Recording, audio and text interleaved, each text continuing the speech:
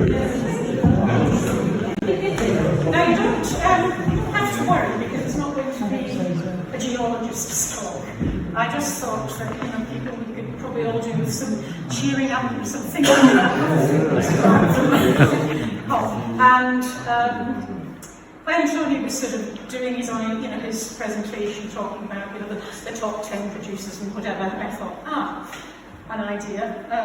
I'll do the top 10s of various things. And I decided to do a short presentation on the top 10 deepest canyons in the world. Now, right, canyon. I know those of you who know me know I'm a very sort of wordy linguist and whatever, and I like sort of derivations of words. But anyway, a canyon, deep, narrow valley with steep sides. Latin word cana, and thereafter the Spanish word cañón, which is actually for a pipe. We get our word canyon from that. You can have gorges, ravines, gullies, etc., but they're normally steeper and much narrower than a canyon. Coming in at number 10,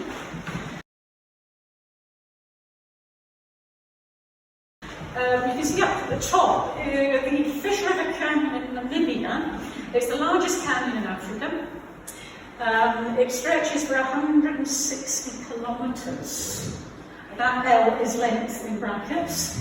They managed somehow to sort of measure the average width as 27 kilometres, but it's really quite shallow in comparison to some of the later ones. It's only 550 metres deep. Now, I think 550 metres is quite deep anyway, but it's apparently very, very beautiful.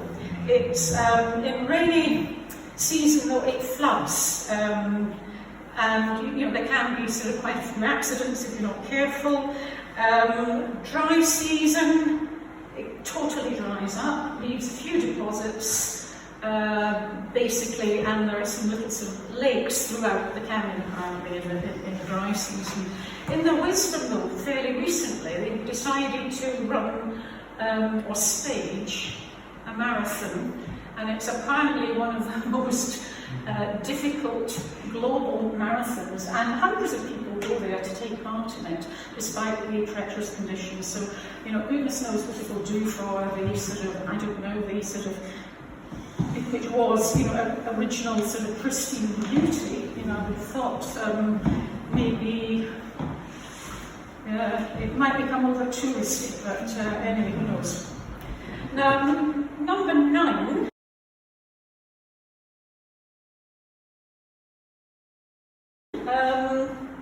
The Tara River Canyon in Montenegro. Now, that is the deepest canyon in Europe. It's 1,300 metres in depth, and it stretches for 82 kilometres, so obviously not nearly as long as the previous one. This is becoming more and more of a tourist attraction, for the reason being the water in the river is drinkable, it's crystal clear. Obviously it's gone through various I could ask you to explain the geology and the sort of conditions, but the water is actually very, very clear, and it is attracting more and more tourists. And again, I think that might actually have a bit of a problem as well with over-tourism. But anyway, that's number 9.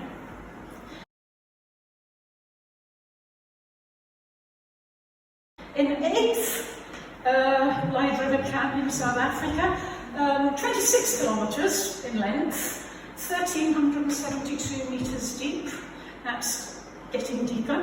It's very famous for its network of caves coming off the river, and there's lots and lots of sort of petroglyphs and cave paintings. And again, I think with people getting to know more about petroglyphs and sort of attractions like that, cave paintings, again, attracting more and more tourists.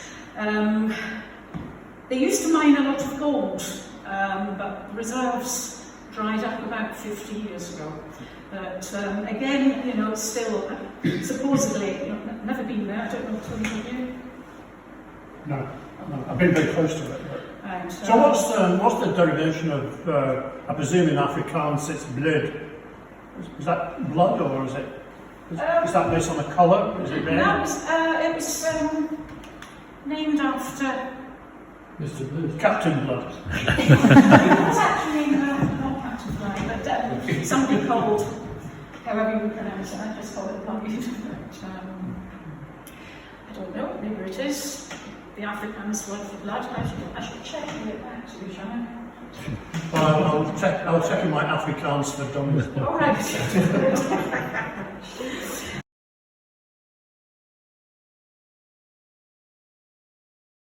Now, Antelope Canyon in USA, this is not too far away from Grand Canyon. The only information I could get about it was its depth, 1,800 metres. It's sort of divided into two. There's upper canyons and lower canyons, and apparently it's becoming bombarded with photographers because some of the photographs that we can take, depending on the time of day, it's just absolutely stunning. It gets its name from the sort of reddy orangey colour of the sandstone, and they decided that it looked like an antelope skin, so that's why it was called Antelope Canyon apparently. Again, you're only allowed to visit it in the dry season, not the rainy season. But talking about sort of irregular weather patterns, a couple of years ago, during the dry season, there were some flash floods, and I think it was about 7 tourists that actually sort of drowned in these flash floods. So they're thinking of presumably just making sure that you can only actually go on guided tours there now, like we do in parts of the Grand Canyon. But, so that was number 7.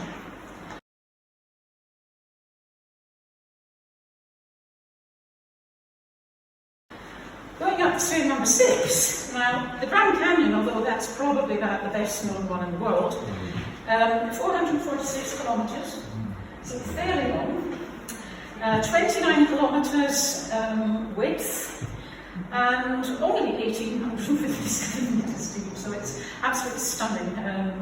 I know we've been there several times. It's just really sort of breathtaking to sort of stand and just look. It's the expanse. It's not so much just looking down at a great depth. It's looking at the horizon. As I say, stretching for 400 odd kilometres. It really is quite marvellous. Unfortunately, millions of people visit it now every year. They have started, as I mentioned, as they were hoping to do with Antelope Canyon, they have actually started doing, or insisting that you can't actually go visiting certain areas on your own.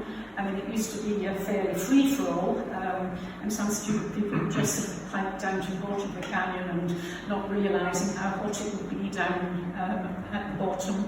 There would be quite a few deaths and whatever. But as I say, they're thinking, of making most of it just sort of on guided tours now, which might, presumably be, I don't know, it might put people off. There are over 350 different varieties or different species of birds. So again, that's another reason why they're wanting to sort of cut down sort of more transport and whatever within the whole canyon area. There are 150 odd different types of animals. And there are apparently very rare, 15 very rare species of fish. And obviously, that again is a reason why I'm wanting to sort of cut down on people just wandering around and going for their normal sort of fishing weekend or whatever, because they want to sort of try to protect their sort of flora and fauna as much as possible. Before you go, there was a day when Bettine and I nearly joined at depth. Oh yes. So, were you in mud at the time? You can start if you want. Right, we turned up at Grand Canyon Airport, and we were going to take a smallish plane, kind of 7-8 seater, which is one of these things that these days they don't just swoop down into the canyon and fly around on the pinnacles. They tend to stay at a reasonable height. And just before we were about to get on the plane, I, for some reason, decided I needed to use the facilities at the airport. And Of course I said yes, off you go. And in that time that I was away, the plane had taxied. And sadly, when we got on the next plane, and that was a 4-seater, and the pilot kind of suddenly sounded a bit uneasy, and he was getting some messages on his radio. And the plane that we would have been on had actually gone off the end of the runway and down into one of the side canyons. So we would have been on that plane, and all the people on the plane were sadly killed. So my going to the toilet basically saved us. So that's the scariest thing that's ever happened to me.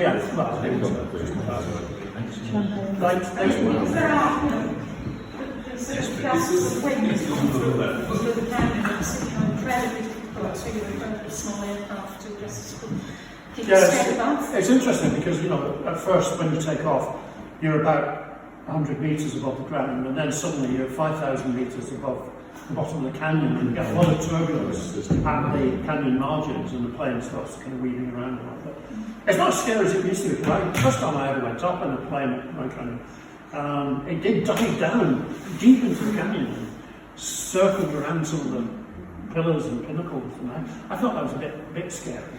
You're kind of sort of lurches around. Yes. So anyway, we're still here.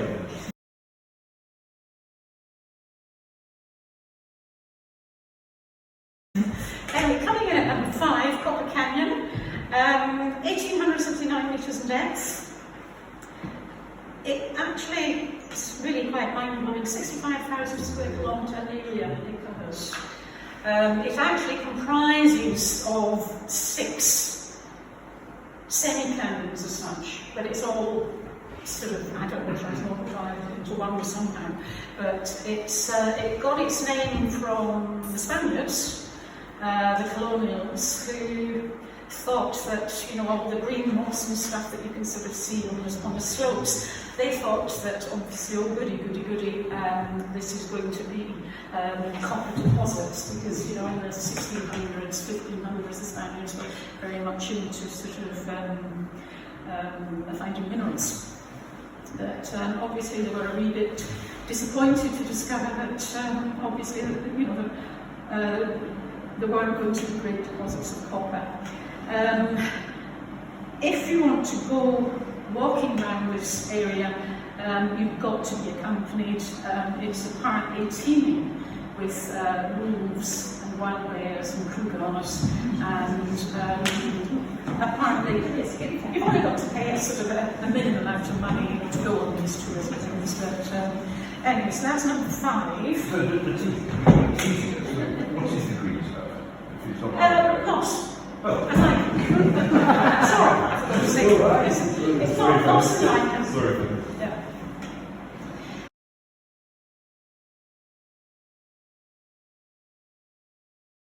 Now, coming in at number 4, you've noticed that it's Cotahuasi. It's 3,500 metres deep, which is really fairly deep. In fact, I think it's actually, no, it is. It's just over 3,500. It's very beautiful, as you can see, very verdant, amazing topography, snow-capped mountains. There are palm trees as well. I mean, the climate there is absolutely, apparently, amazing. It can go from sort of being tropical to almost like Arctic. Many small settlements are actually contained within this canyon. It comes from the Quechan sort of dialect, originally meant home for the people in Quechan, and they decided that presumably it was home for the people because the growing conditions, they can grow crops quite easily, and that's why there's so many settlements. Unfortunately, it is becoming inundated again with tourism. Whether or not that's going to remain, as a pristine place, I really don't know.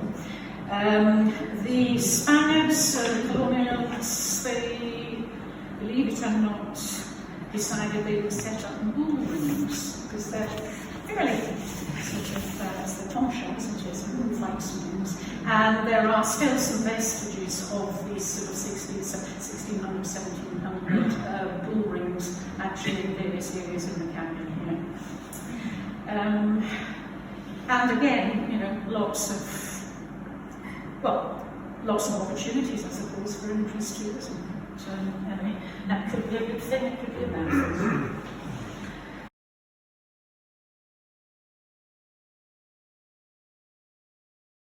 Now this Polka Canyon is actually 3,600 metres, so that is, again, fairly deep, stretches for 100 kilometres. They haven't been able to sort of pinpoint width or whatever. Again, very, very verdant, as you can see. Lots of little settlements, crops growing, in abundance. This in particular is where most of the giant condor birds seem to sort of reside. Now they have wingspans, I think, of practically a wingspan of one wing, nearly up to, I think it's about 3.6, 3.7 metres. So, they are fairly massive birds. Again, presumably, they can survive in this type of climate. If you think of the wind firms, where they can sort of float around with goodness knows what else, but again, pretty similar sort of climate, can go from subtropical to Arctic, but again, well populated, but tourists, I don't know, good thing, bad thing. Bettine, what sort of altitude are you talking here for the crops and cultivation? That presumably, well, that's good question. High. The surrounding mountains actually go up to 8,000 metres. So presumably we're talking about fairly high. Although saying that, I don't know. Yes, I should do my homework. I should do my homework. But it's interesting actually, talking about crops there, what you were mentioning, what types of crops are they? I know there's been a lot of talk recently about genetically modified crops and how some people are in favour, some people aren't in favour of them. All I can say is that in various countries they have been genetically modifying rice, wheat, from about 1960 odd. I'm presuming that the crops in this particular area, they wouldn't actually, I think they grow quite well in summer actually, but they would have adapted themselves, to their sort of colder conditions.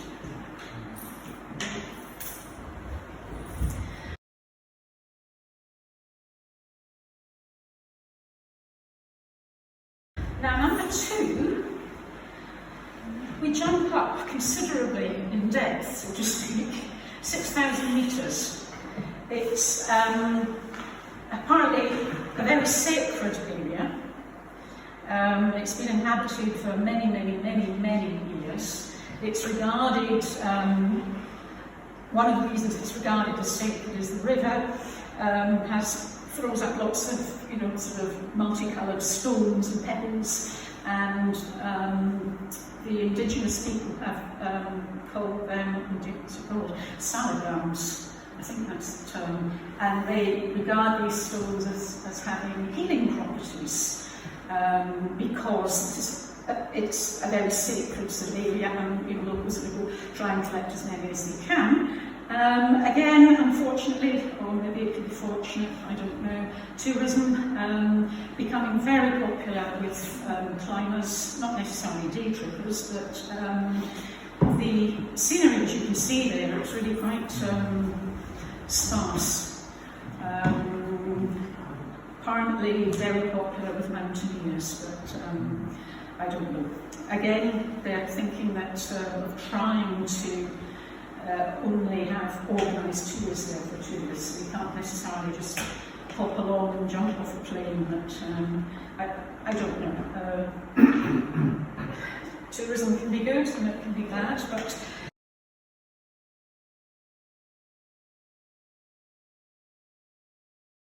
anyway, coming in at number 1, this is the most impressive one. Over 6,000, not that much deeper, I suppose, than the Kaligandaki, but this stretch is 504 kilometres, which is fairly long. It's regarded as, well, obviously it is regarded as the biggest one in the world. It's a very unusual climate. It can, again, like Peru, range from subtropical up to Arctic, depending on time of year and seasons. Again, becoming very, very popular with tourists and mountaineers, and whether or not, I know there's a problem, whether or not you can call it Tibet, who knows, but there's a problem with over-tourism, I think. And difficulty of getting flights and dangerous approaches, various sort of ports and things. But again, I don't know. I think it might just be a shame if it just turns into a tacky kind of tourist trap, because some of the areas appear to have sort of undergone such a change, in parts of Tibet and various other eastern countries. But, I don't know. I suppose you could say the same about Skye, not getting, is there too much tourism? I mean, it's good for trade, not necessarily, good for environment. I don't know.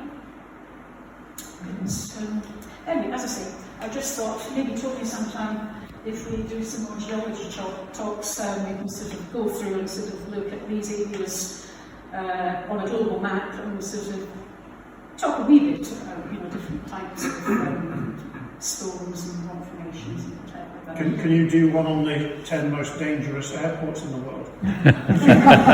Which includes some in Tibet and Nepal. I know. And in fact, that is, in Tibet, that is still the most dangerous one, isn't it? Absolutely awful. The 10 deepest potholes in the world. Deepest potholes as well. Yeah.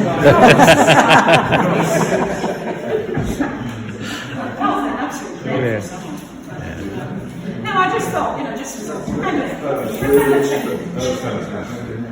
Excuse me, could you tell me how do you form a canyon? Is it a river system? Sorry? How do they form? Is it a river system or glacial, or how do you get a canyon? How does it come about? Well, they usually, many of them start off as rift valleys, and so there will be faults at the side of the valleys, and parts of the earth are subsiding, whereas some parts are being uplifted. So we get this kind of dramatic height difference. Once you establish a drainage system in that rift valley, and that could be the Nile, it could be the Amazon, it could be the Niger, or whatever, then that tends to deepen the valley. Although, having said that, some of the ones in Tibet and Nepal, they're not rift valleys like the Rhine or Death Valley or something like that. They're usually where there have been great horizontal movements of slabs of the Earth's crust, and it's been pushed up higher in one area than another. But there is certainly a possibility of lots of erosion by some of the streams coming off these areas, and of course some of those are also glaciated, which is the origin of a lot of those valleys. Bettine, picking up on your comments on slide 6, Grand Canyon. I mean, everybody in the world has heard of Grand Canyon, but ignorantly, I could not name any of them. I'd probably come up with Cheddar Gorge or Minutes Past the Derby, but I feel so. That was just amazing. Really, Western Africa was amazing aspect, particularly the South American. As I say, hopefully, another time we will sort of get a global map, or I might sort of put it up as a PDF or something. We can do that. I'm wondering if you think explain about the Grand Canyon is so well known because it's basically accessible to so many people in the USA that why is this so well known? I think Bettine mentioned it, but you have for many decades needed a permit to go down into the canyon.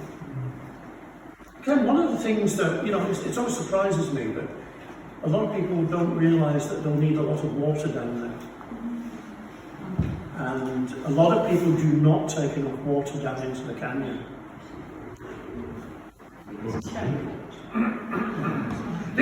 One of the other things that always strikes me is that the two sides of the Grand Canyon are at very different heights.